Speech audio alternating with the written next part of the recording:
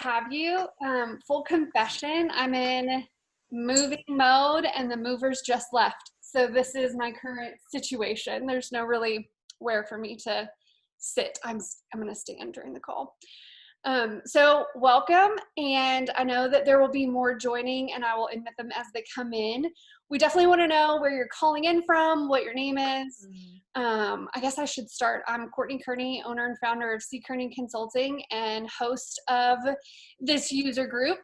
And Lindsay, I'll let you introduce last, and then you can kind of segue into your Q&A. So we will start with Jody. If you want to introduce yourself and where you're at location-wise. I'm in Texas in DFW. Jody, what about you? Sure. I'm Jody Elam Foote. I am with LHB and I'm in Minneapolis. Welcome. We've got El Monte. Hi, my name is Lauren and I'm with CKearney in Denver. Welcome. Thanks. Natalie. Hi, I'm Natalie Price. I'm with Crow Sanderson Construction Company in Minneapolis. Love it. And then iPhone. Oh, I'm sorry. Hi, I'm Shalini, and I'm actually working with Toronto Film School, and I'm in Toronto. Yeah. Awesome. Thank you. Okay. You might be our first Canadian on the call, other than a host. I did host somebody that was from Canada. Awesome. Great. First attendee. I'm excited. All right, and we have a new attendee jump in. Kirsten, if you just want to introduce yourself, say where you're from, company-wise, and then also location. Oh, I love your office. Look at that. Oh, thanks. This is my dining room. Hi, I'm Kirsten. I work with Jones Studio Inc. We're a medium-sized architecture firm in Tempe, Arizona, so just outside of Phoenix. Fantastic. Welcome. Mm-hmm. Thank you. Awesome. So these calls, we have them once a month. I know some of you are repeat, some of you are new faces, so welcome. We have guest speakers that come in to discuss different topics, or they're just experts and they open themselves up for Q&A. This is an informal, ask your questions, interrupt. Nothing is formal about the situation. We want you to get everything that you can out of this time together. So if you've got something that you're working with on the CRM side that's troubling you, or if you want help from lessons learned, this is the time to get that out. For today's guest speaker, I'm super excited. She is a CRM and marketing guru. She's got 2 gigs, one daytime full-time job and one nighttime full-time side hustle. So without further ado, Lindsay, I'll turn it over to you.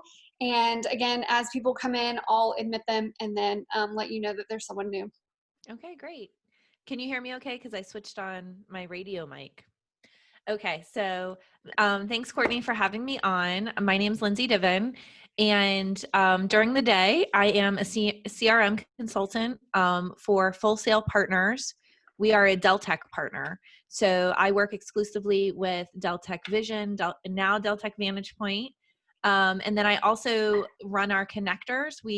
Our company has built connectors for Deltek Vision and Vantage Point to MailChimp, to Constant Contact, to Informer, which is a BI tool, and hopefully in the next couple of weeks, HubSpot. We're going to be going into testing. I've been looking at it and it looks really cool for that. So that's my daytime job. I work from home. Full Sail Partners is a really unique firm. Well, not so unique anymore, but it was a virtual firm since its inception. So we have no offices. All our consultants and marketing team and developers work wherever they live. So I've been working from home. I've been there for 3 years. In August, it's been 3 years. I can't believe it. And I live in Florida. Up in Gainesville, Florida. I'm a huge Gators fan. I see you have your Aggie shirt on. I don't have any Gator. I have my Gators cup over here. By the way, I don't know if you noticed the color scheme that we went with, but sure enough, look at that. I know. I can't like the garnet color because of Florida State. Sorry. But I'll take the Aggie a little. I think we're playing you guys now that they revised the schedule. So if we play, let's hope. Yeah, I'm being optimistic. So before I started at Full Sail, I was a director of marketing and business development at an architecture firm in Florida. When I left, we were about 300 people nationwide, an AE firm, working in all sorts of fun markets like aerospace and defense, theme parks, education, commercial, industrial, manufacturing. And then before that, I worked on the transportation engineering side at 2 different firms. So I started out as a marketing coordinator in 2005. So it's been a minute since I've been, doing this. So that's kind of like, I don't know how much you want to hear about my history, but on the side, I have, so I work full-time for Full Sail Partners. And then over the last couple of years, I've also developed a website dedicated to helping marketing coordinators and marketing managers learn proposals, help with marketing, all aspects, and that's called Marketers Take Flight. I know some of your names look familiar because I know you're a follower. And with that, I've developed some online training, which some of that starts next week. So I'll put all those links in the chat boxes as we talk today. And so I got to know Courtney. I don't know. I don't even know how we met. I'm assuming through SMPS at a conference. No, I feel like we've just always known of each other. Yeah. And we just kind of hit it off because we both like data and like nerds. databases, and there's not too many of us, so we kind of stick together. And then, she's just fun. So she asked me to be on today to talk with you guys. And this is really kind of more of like an ask me anything. I don't really have anything prepared, but I told her I'm not going to answer any questions about COVID or if your kids should go back to school, because I refuse to talk anymore about if the school should open or not. I have 2 kids, a 16-year-old and a 10-year-old. So, and I'm on the PTA board. And so it's just been nonstop. So this is actually refreshing to talk to marketers about marketing AEC firms. So marketers and business developers. And so I know you guys introduce yourself, but what is your role? Like, raise your hand if you're like marketing and proposals. Okay. Or business development. Do we have any business developer? Both. Yeah. Okay.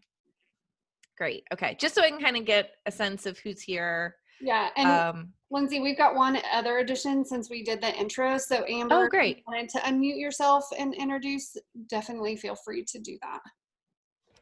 And you can also just say you're here in the chat box, because I think I have that up here too. Yeah, absolutely. So if you're afraid to ask, or you're in a situation where you can't ask because, we're all working. I think I'm good. Can you hear me? Oh, yeah, we can hear you now. I'm Amber Emily. Sorry, I was a little late to the game. I work with Natalie Price. We work for Carl Sanderson Construction Company. We a lot of times assist our business development team and other teams, our marketing departments. We're based in, not sure what else you guys said about yourselves, but. Oh, perfect. Okay. So if you have any burning questions about maybe a proposal you're working on, or working remotely, or working with teams remotely, or I'm going to jump in because I never get to just shoot you questions. Oh no. Okay.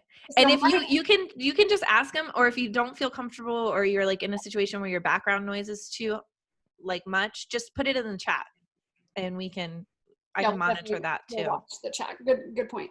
Yeah. So my question is, how or what is your experience on marrying marketing and data? And how did that kind of happen for you? And then how do you do it like moving forward? Yeah. So my interest in marrying marketing and data was, I think it's kind of in my blood. I was like really good at math, and I like AP calculus, I was almost a math major in college, but then I was like, well, let me get into business. And then I was almost an accounting major because all of my uncles are accountants. And I was like, I don't want to do this. This is like I can't crunch numbers all day. That's really boring. So in the business college at UF, marketing is also there. So you take all the accounting and finance classes, but then you take marketing classes as well. So I kind of started with that. And so I was always interested in like statistics and getting like numbers. And so for me, marrying marketing and data was more on, well, I really got entrenched in my first job as a marketing coordinator. We had no CRM. Like, we were an office. We had 40 people. It was transportation. We had transportation engineering, landscape architecture, and survey in our office. And so I had to manage the proposals for all three of those division or those like groups. I think we had about 40 people. And so I was like working my tail off, and I'm like, what is the result of these? Why am I doing this? Why am I working nights and weekends? My son was like 1 year old at the time. And I'm like, why am I doing that? So I started tracking our results in a spreadsheet. And at the end of the year, I put together for my office manager, and I was like, here's everything we pursued. Here's just all of my time that I spent. And then here's the results dollar wise. Here's the dollar amount that we pursued. And so that's just kind of, I guess it was self-serving to justify. And not only did that change his mind in terms of, okay, well, we need to make some better decisions, but it also proved that, hey, why don't we get you an assistant? Why don't we get you somebody to help? Because you're spending all this time. And, you know, we want to grow the office. I think we were at like 25 people then, and we wanted to grow to 30. And that particular company did their business planning by number of full-time equivalents, which is a little interesting. So they would say, okay, we're at 30 people, we want to go to 35. Well, then they would tell us how much work we would have to win like for that. So it was based off a full-time equivalent. It was more of like a bottom-up approach, I guess, to budgeting and business planning, as opposed to what's in the market, what can we win, and then let's plan for that, which is how I did it later on. But so when you say marrying marketing and data, I like the statistics of our pursuit efforts and how efficient are we at winning pursuits, pursuing pursuits, and then how much, and then even backing it up to the business planning of, okay, let's get our win rate or efficiency number or whatever you want to call it. And then do we have enough in our pipeline then? If our hit rate's 30%, well, we need to identify 3 times as much work to win. So it's kind of coming from that mindset. And then the most recent years, it's like the online marketing. And so then it's like all of those metrics and different types of marketing strategies, and like, is it worth it to do a blog post? Like, what are we getting from that? So again, it's back to just like kind of what it's worth it. I don't know if you're talking about that kind of marketing data, because then there's like the whole like qualifications data in terms of project description, square footage, that kind of stuff. Yeah, absolutely. I mean, I think that's a good response. Well, often Julie Schaefer is another consultant in our space, and she's on the graphic side, so proposal graphics, InDesign, that kind of thing.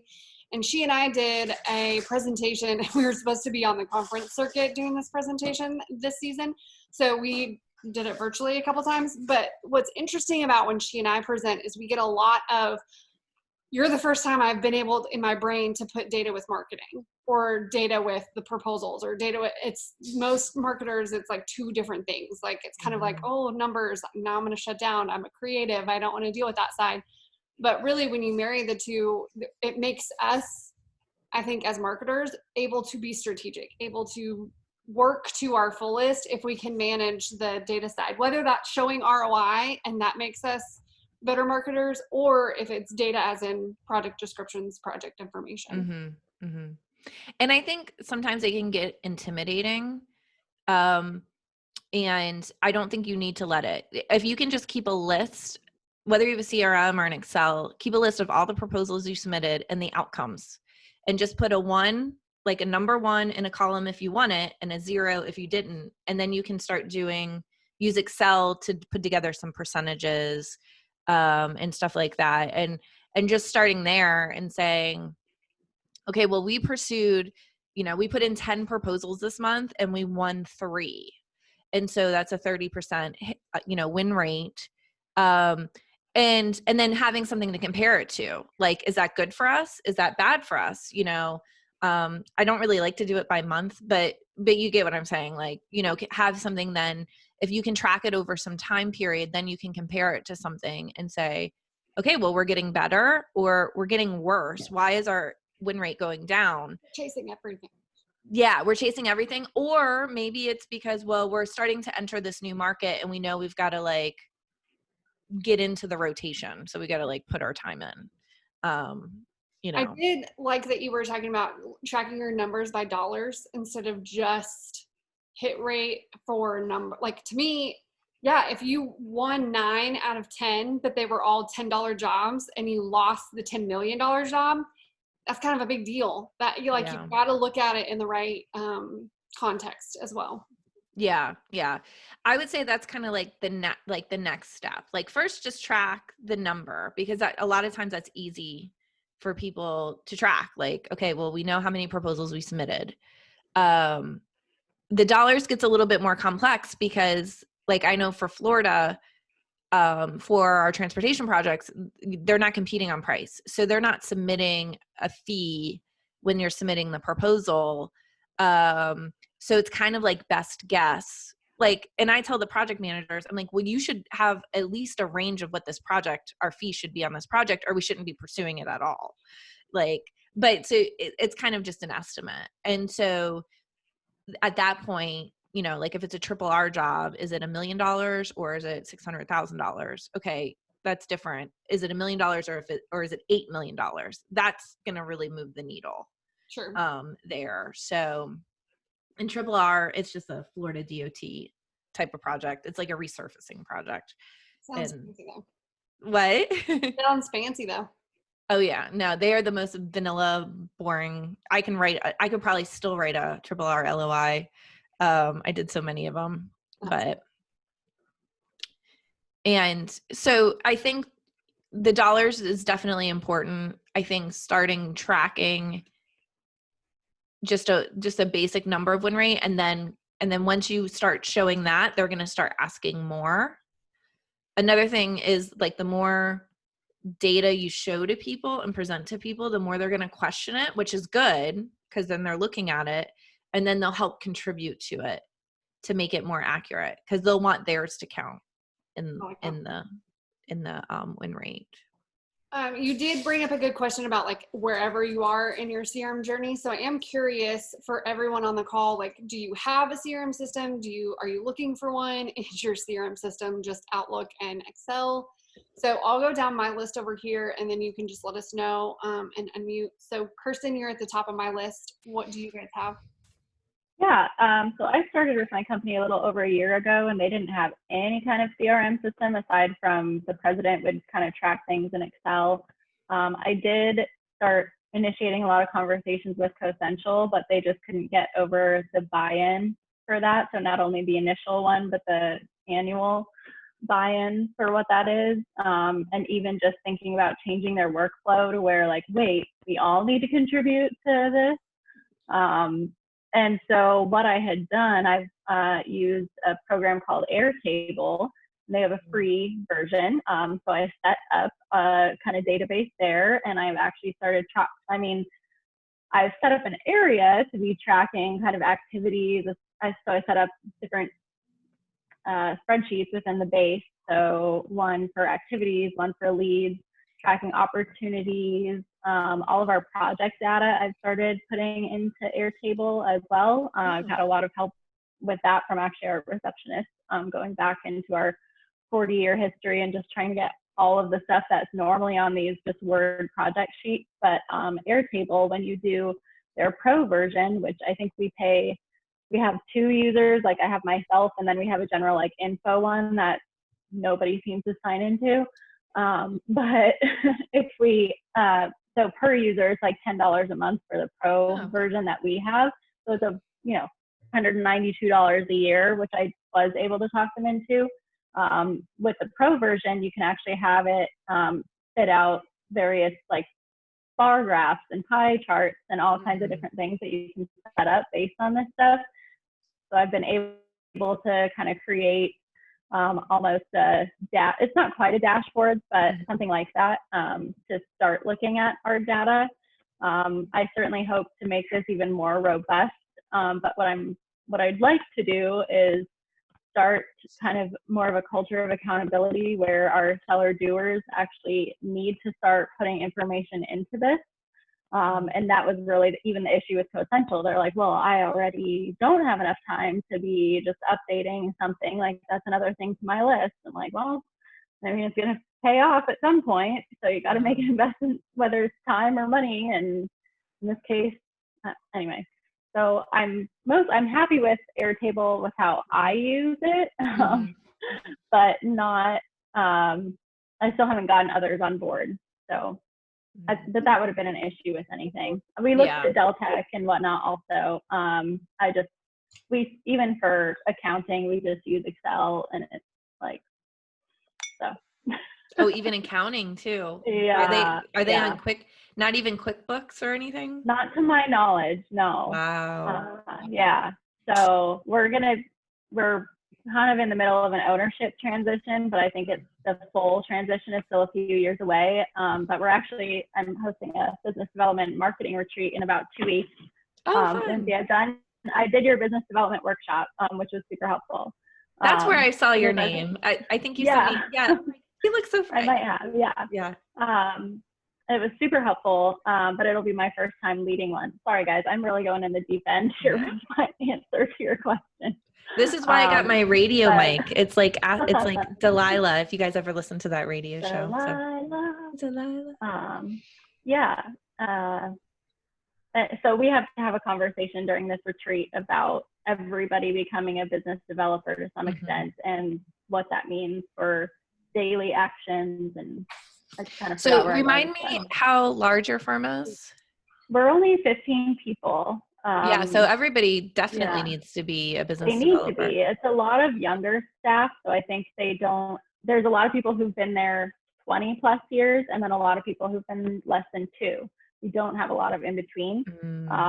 So it's a lot of younger staff that I need to kind of coach and say, hey, at least start, can I give each one of you a market sector to kind of help me track, right? If every person spends 2 hours a week, that's an additional 30 hours towards business development that I can't dedicate myself. And younger people, or I shouldn't say younger, earlier career people, let's be PC, earlier career. I find that they're eager because they want to show their value and move up quickly. And so I always told them the biggest way to move up quickly is to go out and find work and make those relationships with key clients. And what's nice is you have the later career people who have their contacts and their relationships, but their contacts and relationships are probably retiring. And so it's up to this earlier career people and saying, okay, well, meet people or make contacts, at the level that you're working with day to day on projects, and just focus on making relationships with those people. And then I would ask them, like, hey, post this on social media, or you guys be our social media team and you reshare our stuff and you help me do some videos or make a blog post. And they tend to be, now they're busier because they tend to be like the highest billable people, but they seem to be more, if you have the right people, the people that want to move up the career, the like progression track, the principal track or associate track, they're more willing to do that kind of stuff. That is what I found. So at your retreat, I would talk about some ideas of like that, like who would be willing to do this and who wants to, and maybe like a whole market sector might intimidate them, but maybe say, start with your clients and who's at your clients and contacts that way. Cause those folks hopefully should be moving up in the organizations too. Yeah, there's a lot there. Our company is really, we love just beautiful, gorgeous architecture. That's what we do. But they don't want to settle in particular markets. So I'm making a list of markets, and there's like 20 of them that we say we want to be part of. And I'm like, oh my gosh. So to me, it's like, okay, can I give one person like cultural projects that they can follow the right maybe it's like project types, what, like instead of markets, maybe say the project types you want to do. And maybe they're just afraid of the word market and just kind of go at it. I know architects are really hard to, like, they don't want to be put in a box. And whereas engineers love boxes, they love flowcharts, but architects, so you kind of have to like, say, okay, well, what type of projects do you want to work on? And then give me those characteristics and let's go find those. Yeah. And that way you're putting it in a market, but you're not saying it. Yeah. So it makes reporting a lot harder and plan development. But that's exciting that you should be excited that they agreed to have the marketing and BD retreat. Yeah. Because that's usually a really big deal for especially smaller firms to commit to that and putting together a plan, whether you have markets in it or not, but just like some kind of direction. So kudos to you for like doing that and getting that. And you'll be blown away by probably some of the discussions that happened during that time. Yeah, I think so. It's a lot of conversations that need to happen, and that's why they've been so agreeable. I think they know that. But yeah, anyway, so I'm using Airtable to put together data to present in a little packet for them beforehand, so that they have a little pre-meeting homework with seeing like our KPIs and stuff. Yeah, but also that's great. Project data and things like that. It's good to see like where you've been, where you are now, to frame that to talk about the future. Use that as a backdrop. That's awesome. I would love to see the graphics. I've heard of Airtable, but I thought it was more of like a project management, like a task management software, but I could be wrong. I've just seen some ads for it. Yeah, you can definitely use it that way. I just customized a lot of stuff based on what I knew I wanted to track. One thing, like I don't fill out a timesheet, and I'm realizing that I need to start doing that. And I need our seller doers to be telling me their marketing, kind of getting that reported to me. Because some of these pursuits, well, our most recent one, I probably myself put in over 150 hours, but we had other seller doers on this who put in many, many, many hours, and we didn't even shortlist. And I just want them to think like, okay, instead of like, let's get our name in front of the client by submitting on this, like, no, why don't you call the client, try calling them 10 times, and then you only spent 10 hours maybe. So anyway. Yeah, definitely at least capture for firms that are starting out with capturing their proposal time. I say at least to have one proposal number. If people like push back on setting up a specific number for each proposal, I say at least have one catch-all number, because then at least you can like, take those 100 hours and divide it by the 4 proposals or whatever. And so you can get an average. It's starting somewhere, and depending on, it really makes me nervous that you said accounting is just in Excel. So I don't know how they do taxes. I don't know how they do invoicing. You need to get at least QuickBooks. You guys are kind of on the verge. They might. Yeah, they might be. I mean, we're an old firm. It's just that we're led by people, that they're great business minds, but they haven't wanted to learn programming. So it's not even like our president isn't the one who uses the Excel. It's somebody else who does it. And then output things for him to look at. I mean, they certainly do invoicing. I think it is all linked through various like deep chain of Excel files. But yeah, that's one of the things I want us to be talking about too, is efficiency in our systems. But I think that's more going to come when ownership really looks over. And you guys are right at the verge. We have firms that come to Deltec for financial right around that 15 to 25 person mark. Usually they're coming, they've used QuickBooks, and then now they just have too many people to track through timesheets through QuickBooks. And that's when they start looking for a financial like ERP system. Yeah, we need that.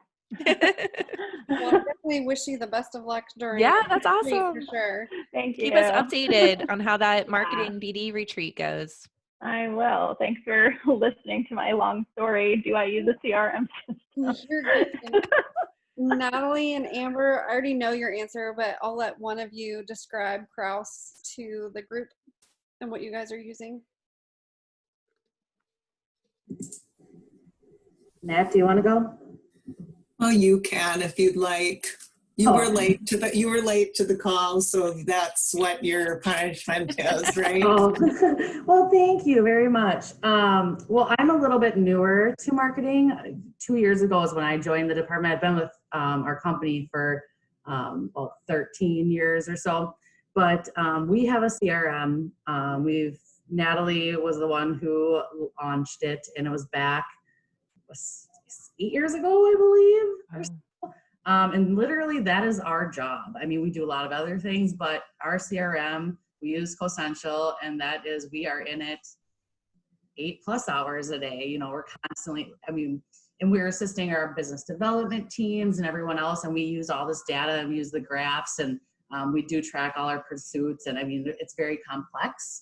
But yeah, that's literally Natalie and I, that's what we do all day, every day. That's awesome. Oh, I love it. The next person I have is Jody. We use Deltec Vision, and primarily the marketing team and our finance group are the ones that use Vision the most. We would like our seller doers to use it, but they find it extremely cumbersome to use. And we are actually looking at other CRM systems now so that our seller doers would be more comfortable using the system. So we are going to be looking at Salesforce, Cosential, and possibly HubSpot. I will say that take a look at Vantage Point, which is Deltec's newest, it's like the next generation of Vision. Because we've had a lot of people who have struggled to implement CRM on Vision. Now their seller doers really like the Vantage Point. Okay. And there's no cost. So that's always a plus. And I'm sure Courtney can agree, like Salesforce, we've had a couple of people move from Salesforce. I'm sure you've migrated some people from Salesforce. There's a lot of customization that needs to happen to make it project-based.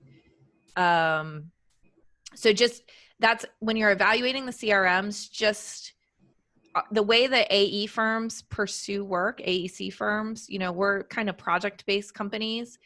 And I know a lot of the other CRMs that are on, you know, on the market, including Salesforce, Microsoft Dynamics. What are some of the other ones? They're not HubSpot. It's a little bit more of like people based. Mm-hmm. And so you have to do, a lot of firms have to end up doing a lot of customization that they don't realize during the sales process. So just ask those questions when you're talking to whoever you're talking to at Salesforce and HubSpot. HubSpot might be a little bit better, but I'm not sure. We use it, but we use it for like content marketing. We don't use it like inbound. We use it for inbound marketing. We don't use it as a CRM. Okay. Thanks. Yeah, our firm gets hired a lot to do evaluations so that we look at all systems out there. Insightly is another one that usually makes the list. On the proposal side of things, not so much the CRM, like actual contact management, but the proposal side, it gets hit up a lot too for the automation that it provides. But I agree with Lindsay in the Salesforce, with the exception of I do have a consultant that I partner with a lot if people are interested in the Salesforce, that they have successfully helped some in AEC make Salesforce work. Now, the reason they went down that path is because their firm was very mobile first. They absolutely had to have it fast and efficient on the mobile. And that's where I feel like the two heavy hitters in our industry fall apart. Mm-hmm. You have to pick what is most important to your firm. Yeah. Yeah. I would say whenever you're evaluating, definitely get the highest, like what would make it easier for your seller doers, like get very specific from them and then ask those services or those companies those to show you that and how that process would work. Okay. That really helps with the demos when you're very clear of like, we need it to do this, this, and this. Non-negotiable, show us how that works. Yeah. Great. Thank you. Definitely know the features that you want going in instead of getting, oh, I didn't know I wanted heated seats. And then like a month later, like, I live in Texas. Why did I need heated seats? Like, wait a minute. What? But in the moment, you feel like you really need your CRM to do. I'm waiting for the air conditioned seats. What car has air conditioned seats? My husband does too. Well, Yeah. it's beautiful. Anyway, the iPhone, I want to say that it was shiny, but I could have misheard your name. I'm sorry. I'm sorry. I actually need to change that later on. So this is Shalini again. So I'm actually using Salesforce because we have to keep a lot of data on students who are prospective students or who have already enrolled with the school. So I think it's working pretty fine for me, but somewhere I still feel that a lot of features, don't give me enough freedom to actually specifically like work on data of the students. Yeah. So I think it works for you because the students, you're tracking like people. Yeah. Yeah. It's very contact driven. Yeah. Mm-hmm. Yeah. I definitely think that regardless of the CRM that you use, keeping an eye on what Salesforce is doing is always important, because we have to keep putting pressure on those that are in our industry that are developing tech. Watch them, because they are the leader. Okay. Especially in things like artificial intelligence and machine learning, like they have got that nailed. So yeah. Anytime Salesforce is in town, I'm definitely at those events because I want to keep an eye on what they're doing. But okay. Thank you. All right. Well, that's interesting. I mean, we definitely have the spectrum, the gamut, which is I love it. And then who else has marketing questions for Lindsay? Well, we missed one. I forget your name, your first name. Lauren. Lauren. Yeah. So I'm Lauren with CKearney. We use Vision for ERP, but we use Zoho for our CRM. Mm-hmm. And we are looking to move away from Zoho because it's not, the people who selected that for our company are no longer with our company. So it's kind of easy to say they had no idea what we were doing and what we were going to be using our CRM for. So what they selected, I feel like, was price motivated and not how we were actually going to use it. So I feel like they picked something that was not really appropriate for the CRM firm. So if anybody asks you about Zoho, like, please just go in the other direction, because that's not appropriate for our industry. The price is right though, right? Isn't it like really cheap? I tried to set it up from one of my husband's companies. Like $2,500 for the whole year for 10 users. Yeah. And I think there's a free version. I think there's a free, or there used to be a free version. I don't know. I'm kind of leaning toward CoCentral now. So I don't really know too much about the sales process for Zoho. But I mean, like, if you need something inexpensive to make it work, then that'll work. But we have long sales cycles, so that doesn't really, it's not really suitable for long sales cycles. Like, it works better, I think, for proposals or keeping track of contacts, but not so much our longer sales cycles that tend to happen in our industry.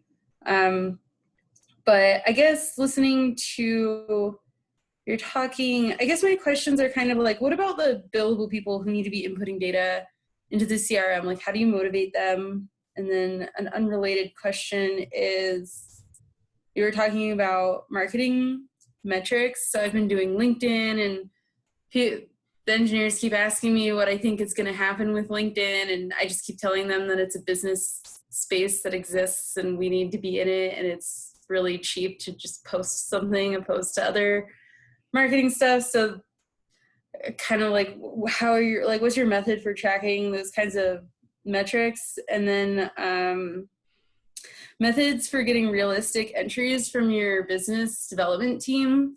So we kind of had one guy for the longest time that was our main BD guy, and now we have a few young whippersnappers who have joined the team, and I feel like his stuff on Zoho have been kind of inflated. Oh yeah. That's always going to happen. In the nicest way possible. Like, I look at it, I'm like, I'm not even in this, like, in that kind of realm, and I know this number's ridiculous, like you're not making that kind of sale for this kind of service. That's like 3 times what it should be. Yeah. Yeah. So let me what was your first question again? I'm sorry. So We'll take them one at a time. There's some billable PMs. Like, how do Okay. you motivate them to update? So like right now we're using Vision. Mhm. So, as projects go on, like the amount of money we sign a contract for is often different than what's in the RFP. Or like, how do we get them to update that, or who they actually worked with, and not just the contact that was given to us in the RFP? Like, how do you get those people who are billable to put, like, those billable engineers to update any system, whether it's a CRM or an ERP? So I like to use, and I'm going to do a shameless plug. I am putting on a training series that starts next week. And the 3rd video in that series is going to cover these tactics. But I have some methods that I use, and it's all about getting information, right? It's getting information out of their head, whether it's for a proposal or to be proactive.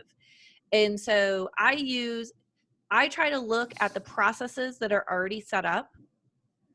So there's a project setup process probably, and then there's probably a project closeout process.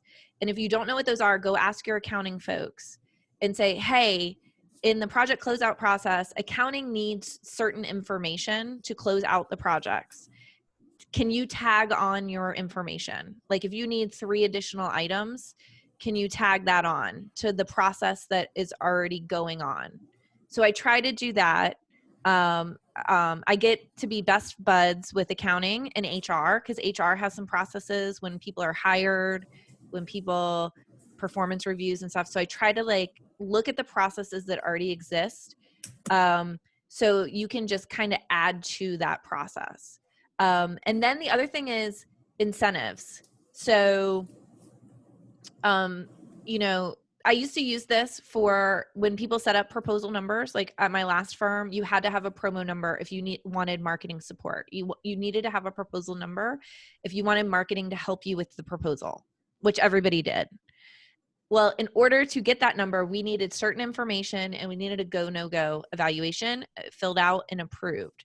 So I use like the promo number and the marketing support as the carrot that forced them to do things.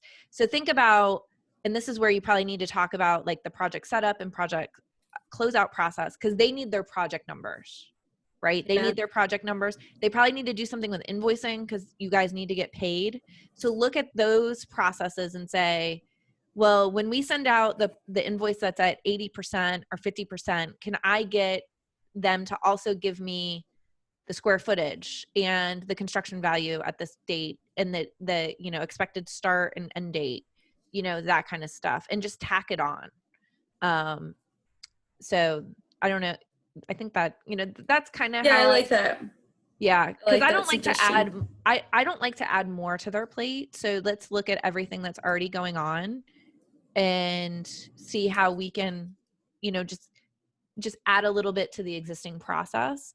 Yeah, the question was in Scott Butcher's, your CRM sucks and it's time to fix it, but then he didn't offer a solution. So I was like, you asked an awesome question, but you didn't give me any kind of, you didn't take me anywhere. Yeah.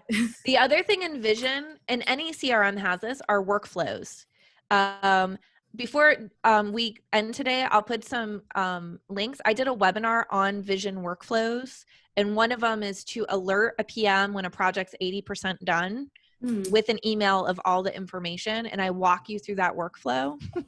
So I'll link up that webinar. It's I did it for Full Sail Partners, but I'm sure like Cosential and Salesforce, they all have workflows.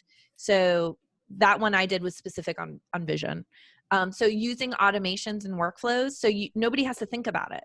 Like it's just done. When a project's 80% build, like an email alerts to whoever the PM is and maybe you, and all the missing information's in the email, all the information's in the email, and you can see what's missing. And then all they have to do is reply back with, just tell them to reply back to you or go to the record and enter it.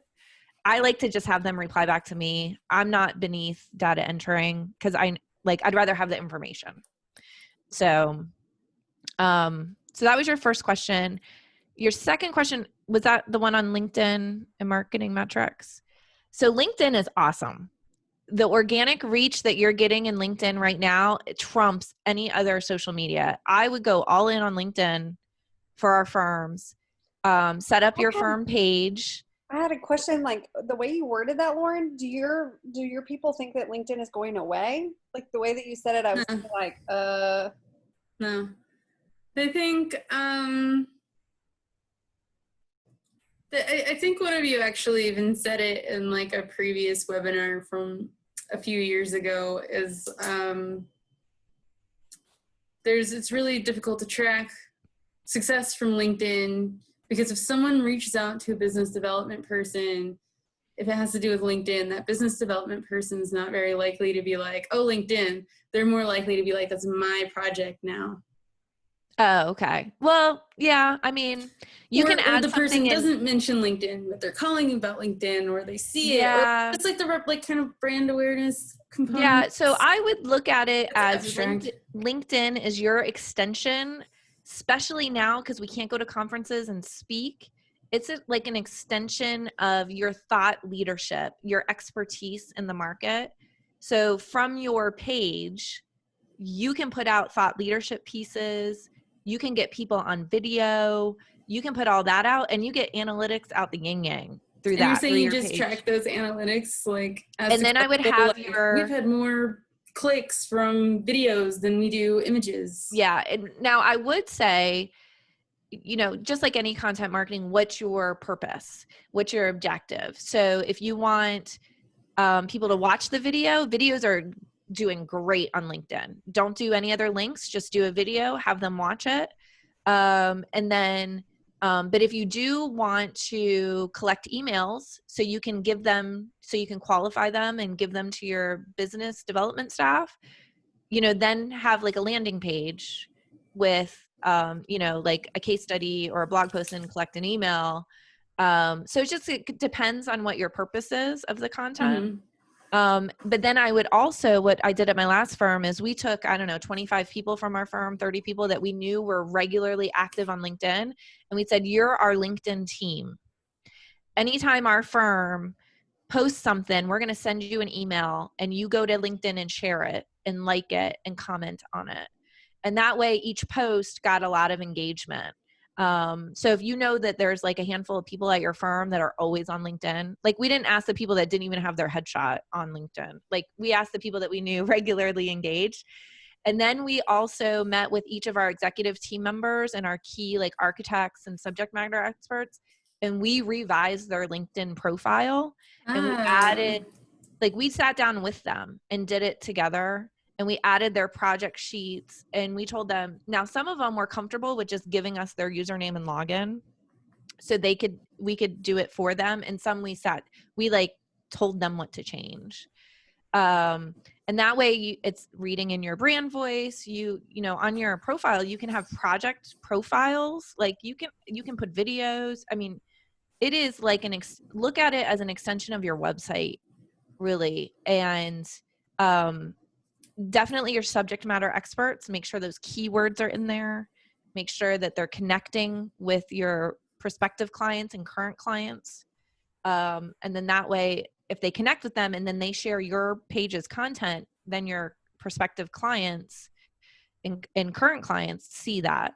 I could do a whole session on content. How do you show monetary value of that though? Because if we go and do that, I know as soon as I pitch this, well, the monetary value, there's no ROI. So then you need so that's lead gen, and that's a whole different strategy. And so that you need like a whole funnel. You need to say, okay, what's the content where we're going to collect leads? How are we going to evaluate those leads and then pass them to BD?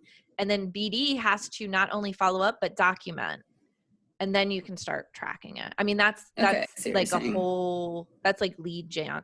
There's demand gen, which is like the thought leadership, educating the market. And then there's lead gen, which is specific. And it's two different types of content and two different strategies. And you kind of need a combination of both. Cool. Most AE firms, if they're starting this like inbound marketing, it's a lot easier to start with demand gen. and then say, and give yourself some goals. Say, we want to increase our email list by this, or we want to increase website visits by this, and we want to increase our LinkedIn followers by this. And then you start with goals somewhere, and then you just measure how you're performing to those. Okay. And then you had a third question too, right? Didn't you? Or was it just the 2 questions? I do, but I also don't want to take up the whole call. So I have 10 minutes left, so I didn't know if other people wanted to have a discussion about something else. So I will pass for now. And I am doing a couple of my podcast episodes starting in September, October are going to be all around marketing. And I'm having interviewed Julie Huval, and another Texan. And we talk all about this, and she gives you strategies and tactics and the differences between. So, okay, great. Another good person to follow, a company to follow that puts out really good stuff is Hinge Marketing, Hinge. They have a lot of case studies, ebooks, stuff on, and they're a consulting firm, I guess, for AE. But they do like thought leadership and content marketing and inbound marketing for firms, but they put out a lot of content. So you could probably go to their website and get a lot of like education and ideas. I learned a lot from them when I had to present it to our executive team. They give a lot of statistics too.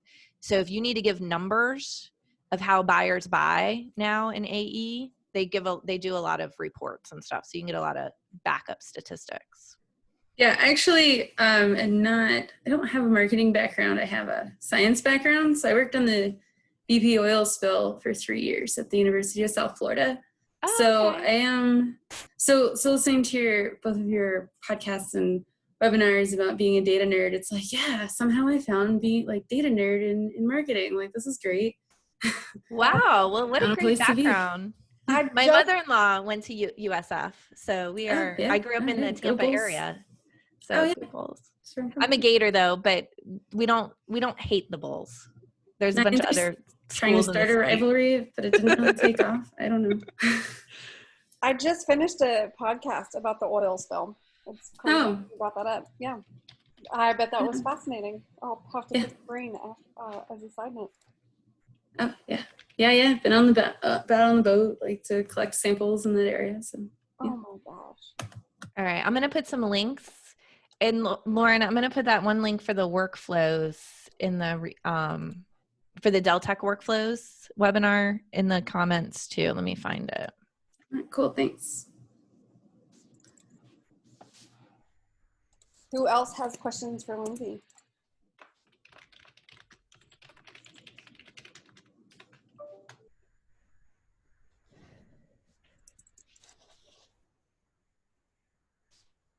If no one speaks up, we're going to go back to Lauren. Yeah, I definitely have more questions. Or maybe this is a question for everybody to kind of answer, but I was also wondering how people organize past projects. So I feel like half of the battle is the CRM and getting that pipeline set up.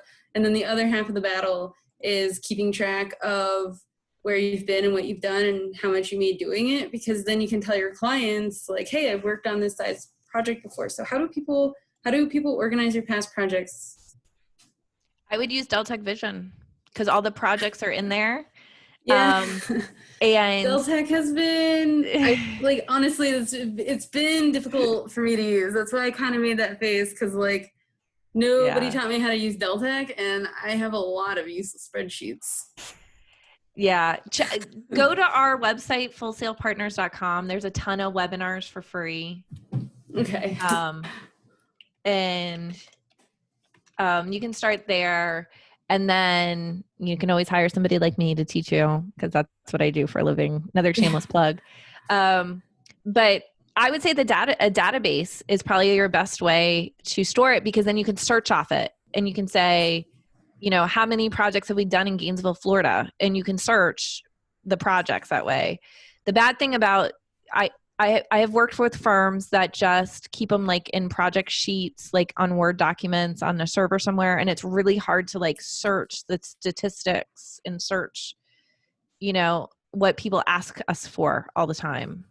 Projects completed in the last 5 years. It's really hard to search when they're in Word documents on a server. So, and I think Kirsten, you said you're starting to keep it in Airtable, like a spreadsheet of statistics. Yeah, it's really nice. Like I have our 40-year history of projects on there, and under each, I've set it up so that we know exactly who worked on each project, what the cost, like the initial cost projection was versus what it actually cost, like the months it took to do, start date, end date, all the kind of like important dates, client contacts. Like I can link all of that stuff in there and then filter it to search for the kind of right parameters that I need. And it's a chore getting all of that information in there in the first place, but it's totally worth it once it's there. Airtable has worked out really well for that. And all the stuff that she just said, you have available to you in Deltek already. And what's nice about Vision is because it's linked to timesheets, it's automatically updated when people put it on the timesheet to the project. Like those people that are charging time to a project get added to that project automatically. So yeah, I do use that for updating resumes without having to harass all my engineers all the time. I just pull that report and I can see like if they worked more than 40 hours, and I can put it on a resume without having to constantly call them. Yeah, they love that, don't they? Oh yeah. Yeah. Okay. So I put some links in the chat. The 3-part training series that starts next week. It's free. We're going to go through, the first lesson is differentiating your firm. The second lesson is getting better go, no-go decisions. And the third lesson is like the proposal success path and how to get info from your staff. And then some other fun surprises will be added in. So if you register, you'll get everything. It's kind of like they're videos, so they'll just be delivered and you can just watch them whenever you want. So because we're all busy and our schedules are crazy right now, so I didn't do like live webinars. And then the second link was for you, Lauren, that Vision CRM workflow webinar I did. I think it was last summer or the summer before. There's 3 of them in there, but one of them is that project update workflow. And then the third one is my podcast. So I started a podcast in June. Got to get Courtney on for us to geek out too. And so it's the Marketers Take Flight podcast. It's in all the other major podcasting areas, iTunes, Apple, Spotify, Stitcher, Google. But I put a link there too. You can also listen to it on my website. So I have a lot of people that listen from the website. And so that comes out every week. Today's episode was all about career paths of different AEC marketers. So that was today's episode number 11. So we're still like a baby podcast. Yeah, I listened to the first 2. It's really good. Thank you. And if you have any ideas for topics, like always submit them, because I do this for you guys.